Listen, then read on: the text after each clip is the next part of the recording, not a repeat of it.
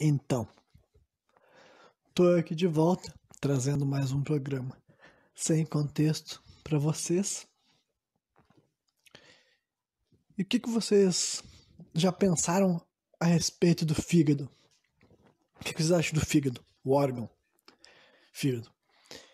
Então, você sabe que eu tenho, né, umas opiniões bem aprofundadas sobre algumas questões bem específicas, até podem parecer até meio aleatórias. E o fígado é uma delas. Por quê? Além do valor nutricional, que é sabido que é muito grande, né? Eu tive contato assim com o fígado quando eu era pequeno, a partir do momento que eu peguei anemia. Eu já tive anemia acho que mais de uma vez na minha vida, se eu não estou enganado. E o bife de fígado sempre fazia parte da dieta para se recuperar da anemia e tal. E eu não me lembro, eu acho que já teve algum momento que eu não gostava, mas com o tempo eu passei a gostar, honestamente. Tanto é que hoje em dia eu gosto e eu como de boas, né? Mas, a parte disso, conforme eu fui, assim, né, ao longo da minha vida, eu fui recebendo algumas informações que me faziam pensar a respeito do fígado como um órgão de muito poder, sabe? Um órgão de muita importância, sabe? Uh, Aí falando de um ponto de vista, assim, mais, assim, como eu posso dizer, assim, sei lá, acho que espiritualmente falando, sabe? Então, eu tenho uma relação bem interessante com esse órgão, com o fígado. E para vocês terem uma ideia, uma história que eu acho bem pertinente com esse lance de fígado que realmente ficou gravada comigo, foi quando eu fiquei sabendo que começaram a encontrar tubarões, né, mortos sem o fígado. Tubarões grandes assim, se eu não me engano eram tubarões brancos, e se eu não me engano é na região do Havaí, mas se vocês pesquisarem esse tipo de notícia vocês vão encontrar o que eu tô falando. Tubarões sem os fígados. Então, algo matava eles e só arrancava o fígado fora. E daí o tubarão já é um animal já, assim, aterrorizante, né? Ele é uma máquina de matar mesmo. Então, quando tu pensa em alguma criatura que mata eles, ainda mais de uma criatura que não se alimenta deles, mas só, né, mutila eles dessa forma, é aterrorizante por si só. E o animal que fazia isso, de acordo com uma série de pesquisas que foi realizada para descobrir, né, seriam orcas, né? A baleia. Baleia orca. Eu particularmente acho interessante, acho curioso que a baleia, a orca, ela é como se fosse uma baleia que é mais um tubarão do que baleia, e o tubarão-baleia, ele também ele é um tubarão que é mais uma baleia do que um tubarão, né? Pelo menos eu acho isso. Mas enfim, voltando pro caso das orcas, então como é que era se dado isso? Porque aí uma série de pesquisas fizeram o pessoal que é responsável por descobrir esses casos aí desses tubarões sem o fígado vieram com uma teoria. Eu acho que isso não foi ainda captado de nenhuma forma, então é só uma teoria baseada em outros comportamentos que as orcas já demonstraram, que, né, as orcas vivem em grupos, né? Os grupos de tamanho médio, imagino, e elas caçam assim nessa forma também. Então, por algum motivo, elas estavam querendo fígados, e daí elas encurralavam um tubarão, que geralmente eles são criaturas solitárias, e daí elas faziam um ataque, assim, digamos, né, uma estratégia de ataque que consistia em duas orcas agarrar o tubarão pelos lados dele para conseguir deixar o corpo dele exposto e aberto e ele ficar imóvel, porque daí chegava uma terceira orca e arrancava fora o fígado da criatura, entendeu? Por que isso? Porque o tubarão tava em perfeito estado, sabe? Quem matou ele foi direto assim, foi atrás dele e falou: eu quero teu fígado, sabe?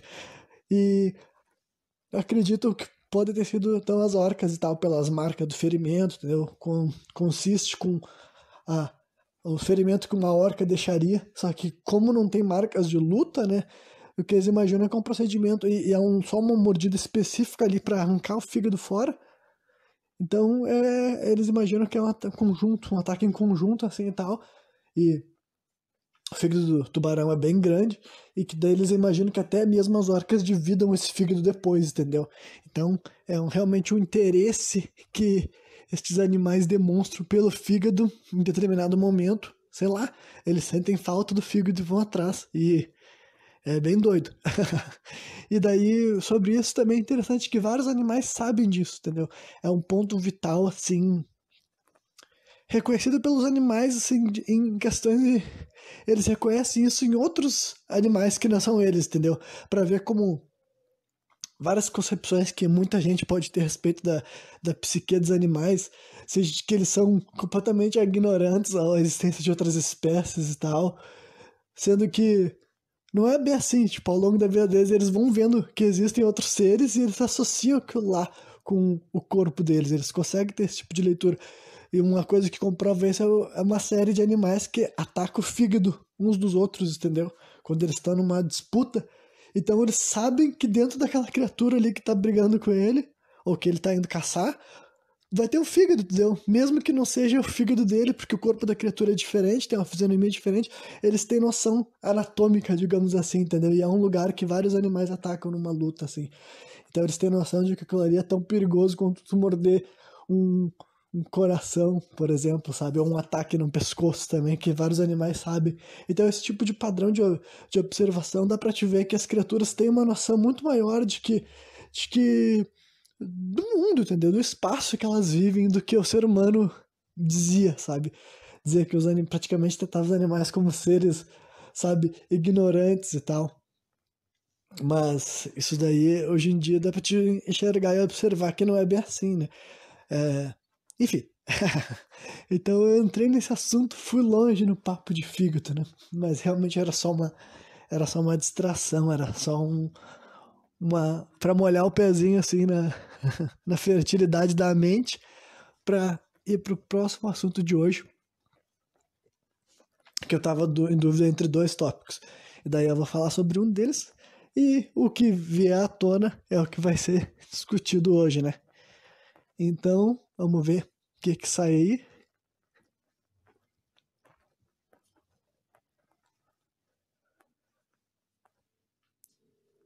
Toque, toque. Não, eu ia vir com uma piada muito horrível, mas eu fiquei até com vergonha, que horror. Não, então eu vou falar então sobre um assunto que eu tinha deixado já um gancho há um tempo, alguns programas atrás, que é sobre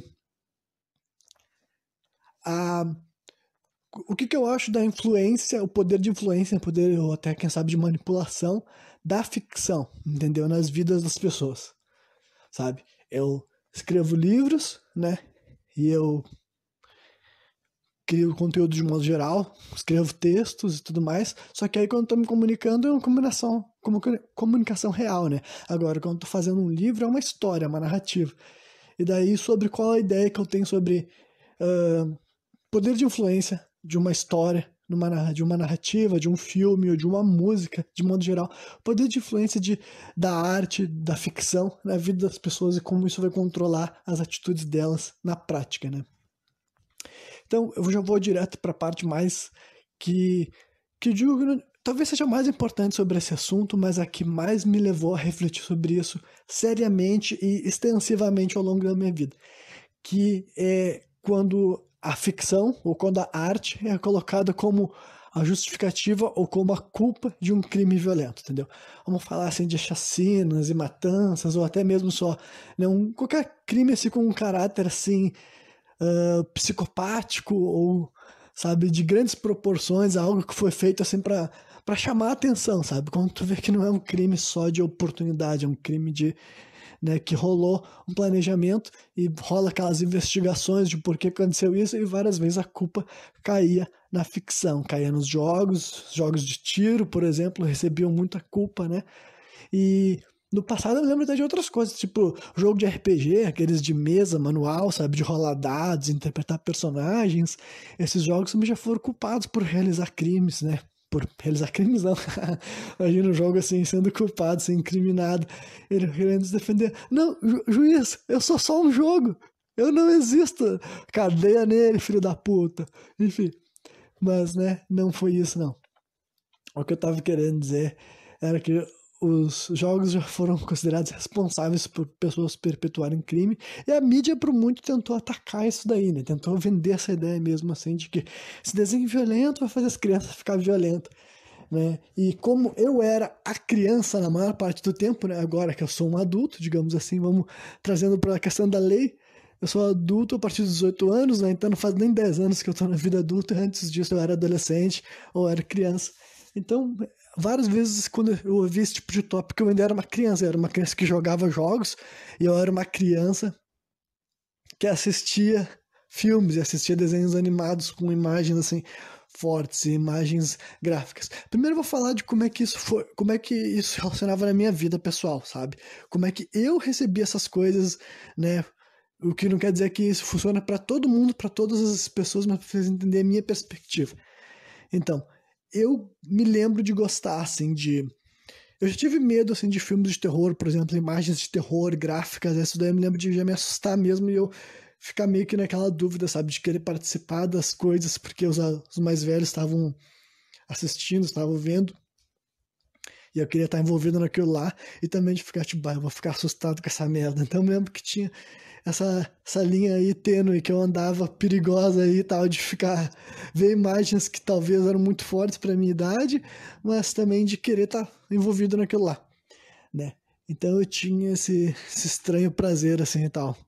Mas no desenho animado também assistia todas as coisas que tu pode imaginar que passavam na televisão, não só desenho animado, mas séries, né? Quem cresceu nos anos 90, anos 2000, eram os desenhos animados que davam, tipo assim, no SBT, coisas desse tipo, assim, da Marvel, DC, sabe? Desenhos como Super Choque, até desenho mais antigo também, que em algum momento da minha vida eu já vi, como Caverna do Dragão, He-Man. Aí a Globo, que passou toda aquela série de animes diferentes, desde Dragon Ball, Dragon Ball Z também, né? E daí, aqueles que passaram durante algum pouco tempo, eu assistia todos esses desenhos, e como eu era uma criança nerd, cara, tudo que tava passando eu me envolvia, sabia o nome, aprendi as coisas, e, né, e ficava com aquilo lá tudo na minha cabeça, assim, todas aquelas imagens, todas aquelas referências, né? E daí, com os jogos, eu também gostava, eu jogava jogos, assim... Jogo, acho que nunca me deu medo, de verdade. Eu não me lembro se algum jogo de videogame já me causou, assim, perturbação. Eu me lembro que, se não me engano, tinha algum jogo que a ideia dele me assustava um pouco, que era o jogo Clock Tower, a versão do Play 1, porque o meu pai jogava ele quando eu era pequeno, e eu não lembro de ter jogado muito, mas eu vi o rapaz jogando e prestava atenção, né? Via a história. E, se eu não me engano, aquele personagem lá da tesoura grandona lá, que ele matava a guria e tal, aquilo lá, o conceito era meio que assustador pra mim, mas os gráficos, pixel, nunca conseguia ser algo que me assustava, assim, e tal, né? Mas, claro que jogando Resident Evil, eu podia tomar um jumpscare ali, de vez em quando dava um estouro, dava uma explosão, quebrava um vidro, aparecia um personagem de um ângulo pela primeira vez, né, quando tu nunca jogou o jogo, essas emoções daí, imagino que deviam me pegar. Mas agora, de ter medo mesmo de um jogo, não tinha. E também, e como isso refletia na minha vida, no meu dia a dia? Olha, na minha vida, particularmente, eu não acho que nenhuma dessas histórias me influenciou a tomar nenhuma conduta violenta, sabe? Honestamente, eu nunca passei por situações assim de... Já passei por situações de violência, mas eu quero dizer que nunca me envolvi numa briga e nunca criei uma briga, por exemplo, sabe? Já testemunhei coisas na minha volta, né? Na minha frente, do meu lado, na minha casa, por exemplo, mas nunca me envolvi assim numa briga mesmo, propriamente dita, que se desenrolou até o final, pelo menos. Mas, né? E jogar um jogo que tinha violência, que tu era um personagem que matava os outros, por exemplo, isso nunca, de maneira nenhuma, pegou assim e me fez querer matar alguém ou algo desse tipo, sabe? Pelo menos pra mim, não instalava esse tipo de gatilho, entende?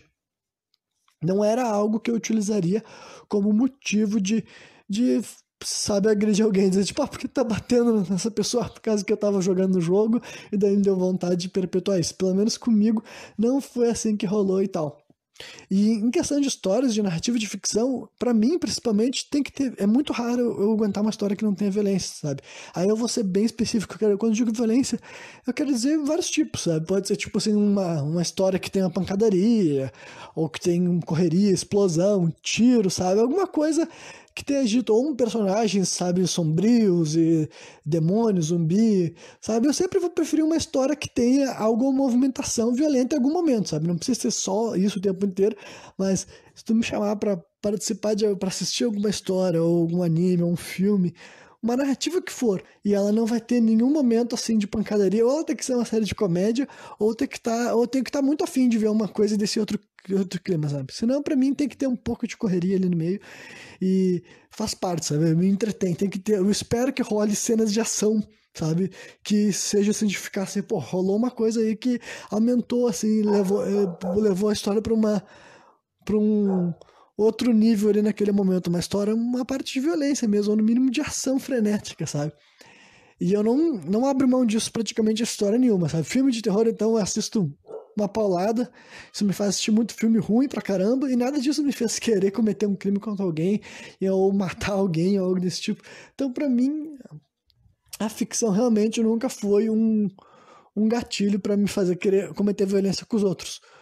Por outro lado, eu acredito que algumas mensagens, alguns momentos assim de, por exemplo, assim, praticamente toda a história acaba se apresentando como figura, com alguma figura de sabedoria em algum momento, sabe? Num desenho animado que tu tá vendo, sabe? Um filme da Disney, ou tu tá vendo um filme, sabe, de super-herói, ou tu tá vendo até um filme de terror, geralmente vai ter algum personagem ali que ele vai tá passando alguma mensagem de sabedoria e tal. E várias vezes essas mensagens de sabedoria se coincidem, sabe? Se fecham, se é uma coisa que tu já ouviu 1 bilhão de vezes em várias histórias, assim, com aquela coisa assim de não desistir, sabe? Aquelas com ideias assim de heroísmo, sabe? Então, eu imagino que talvez esse tipo de mensagem realmente tenha sido influenciadora em mim em certo nível, sabe? Porque meio que já a ideia de que tu vai ter que passar por dificuldades e que toda a história quase tem aquele momento também que o personagem se ferra, se dá mal e ele acha que vai perder e ele tem que dar a volta por cima. Então, como isso daí, a famosa, isso daí também tem um termo pra isso que se chama jornada do herói. Peraí que o meu cachorro tá se passando. Ali, ali tá. Sim, voltando aqui. Então, né? Tem um termo que na ficção que se chama a jornada do herói, que é isso daí, basicamente, sabe? O herói vai crescendo, descobrindo, ou ele descobre que é o escolhido, ou então ele vai treinar, e daí ele passa por um momento de ascensão, mas depois ele cai, depois ele tem que se reerguer. Enfim, isso daí é uma coisa básica da literatura e da ficção, e eu acredito que isso meio que se bate também com a vida real, entendeu? Porque eu acho que ah, não importa de qual história eu esteja contando, ela vai ter um alto e baixo, entendeu? Não tem como existir uma história, nem da vida real e nem na ficção, que seja só de altos, sabe? Porque ninguém queria ver uma história assim, entendeu? Ninguém nunca ia querer assistir uma história que é só coisas boas acontecendo o tempo inteiro e high note em cima de high note e só vai subindo e deu e funciona, sabe? Ninguém quer ver uma história assim. Justamente porque nenhum de nós viveu uma vida assim. Nunca vai ter uma pessoa que vai dizer assim, acho que a minha vida foi sempre muito boa, eu nasci num lugar que sempre foi tudo muito bom, e tudo na minha volta aconteceu de uma maneira muito bem, e todo mundo sempre me tratou muito bem, e eu sempre fiz muito bem por todo mundo que eu conheci. Isso simplesmente nunca vai acontecer, porque a nossa realidade, independentemente de como é que seja o mundo que nos rodeia, a gente vai passar por momentos de altos e baixos, porque tem muita coisa que não tem como controlar e não tem como tu ter. Tu evitar que aconteça contigo, sabe? Tu evitar que aquilo te atinja. As coisas vão te atingir, coisas ruins vão te atingir, tu vai passar por momentos que tu vai se sentir mal. E eu acredito que talvez por estar sempre ouvindo essas histórias e como digamos que eu adquiri uma consciência para muita coisa muito cedo, várias dessas coisas assim eu ficava realmente refletindo e pensando assim, mas será que isso daí se sustenta, sabe? De trazer aquela coisa, aquela mensagem da história de ficção para a vida real e pensar, será que é assim mesmo, sabe? Da mesma maneira quando eu tava vendo alguém na minha volta falando alguma coisa, entendem? Então era um processo que para mim talvez algumas mensagens que eu acredito hoje em dia no meu subconsciente talvez eu tenha vindo de histórias de ficção que eu assisti, principalmente aquelas que eu assisti muitas e muitas e muitas vezes, porque várias das coisas assim que eu me convenci e que eu aprendi a acreditar ao longo da minha vida, não necessariamente elas foram ensinadas e marteladas por pessoas na minha volta, sabe? Mas realmente talvez alguma coisa que eu vi muito, muito, muito na ficção ou sobre de gente distante de mim também, entendeu? Quando tu lê algum livro, né, escrito por qualquer pessoa que seja, ou quando tu assiste um documentário, enfim, o que quer que seja, né? Mas o ponto era na história de ficção, né? Era o que eu tava falando, que o poder de influência da ficção na vida das pessoas. Então, eu acredito então assim que a ficção pode te manipular de alguma maneira, pode te influenciar de alguma maneira e tal, mas eu não... Agora, com esse lance dos crimes violentos, eu tenho uma visão diferente, entendeu? No que eu acho que a, a ficção pode fazer com esses casos, assim, de pessoas que perpetuaram crimes violentos e tal. Eu acho que pode acontecer o seguinte, eu acho que uma pessoa que vive na sociedade que nem a nossa, que é o que leva as pessoas a cometer violência, na minha opinião, entendeu? Por que acontece tanta violência no nosso mundo? Porque o nosso mundo é um mundo muito violento, entendeu? As pessoas se acostumaram, ele foi normalizado, e é isso que funciona. Então, a gente vive num mundo muito violento, por isso que as pessoas fazem coisas muito violentas, e não tem nada a ver com a ficção, não tem nada a ver com os filmes, tem a ver com a vida real, entendeu? Tem a ver com a gente crescer nos lugares, a gente testemunhar a violência, a gente ver a violência, a gente sofrer violência, a gente reproduzir violência, todas essas coisas fazem com que o mundo seja violento, não a ficção. Desses crimes violentos que acontecem, que podem ter rolado, eu acredito que tem uma coisa seguinte, a pessoa tá numa situação de violência, entendeu? Ou violência física, ou psicológica, ou a porra que for, ou geralmente os dois, entendeu? A pessoa que ela já vive num mundo violento pra caralho, e ela já tá ficando assim de saco cheio, e daí um filme, um jogo, uma música, pode ser alguma coisa que inspire eles a querer externalizar aquilo lá de uma maneira mais assim poética, porque o que eu acredito? Isso daí é feito pra chamar a atenção, entendeu? Se tu não vai fazer uma chacina, se tu não quer um pouco de atenção, mesmo que seja antes do fim, digamos, sabe? Mesmo gente que pretende se matar, por exemplo.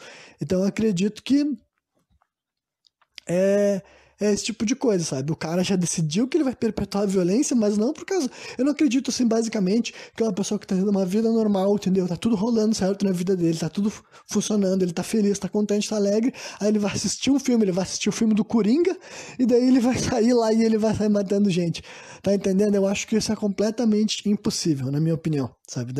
Com as informações que eu já reuni, entendeu? É impossível uma pessoa, no momento que ela tá tranquila, que ela tá sóbria, que ela tá sabe, sem problema nenhum, ela vai ver um filme, ou ouvir uma música, ou jogar um jogo, e ela vai cometer um crime. Agora, uma pessoa que já tá num caminho de violência, e daí ela recebeu uma inspiração numa obra de ficção, eu acho que é muito possível, entendeu? Mas aí, é isso que eu tô falando. Só é pra ajudar a pessoa a externalizar aquele desejo, aquela vontade de violência que aquela pessoa está carregando dentro com ela. Muito provavelmente porque ela sofreu e sofre violência. Eu estou desconsiderando aí problemas psicológicos que desencadeiam situações de violência e também estou desconsiderando psicopatia, por exemplo, sabe? Estou falando de uma pessoa normal, entre várias aspas, tá? Uma pessoa sem nenhuma dessas características que eu falei aí, para ela estar perpetuando, realizando um crime violento, entendeu?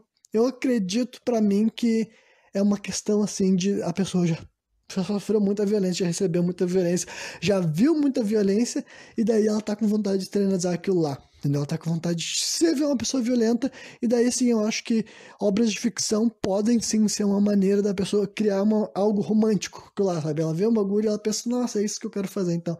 É algo mais ou menos que nem isso daí. Mas daí, entendeu?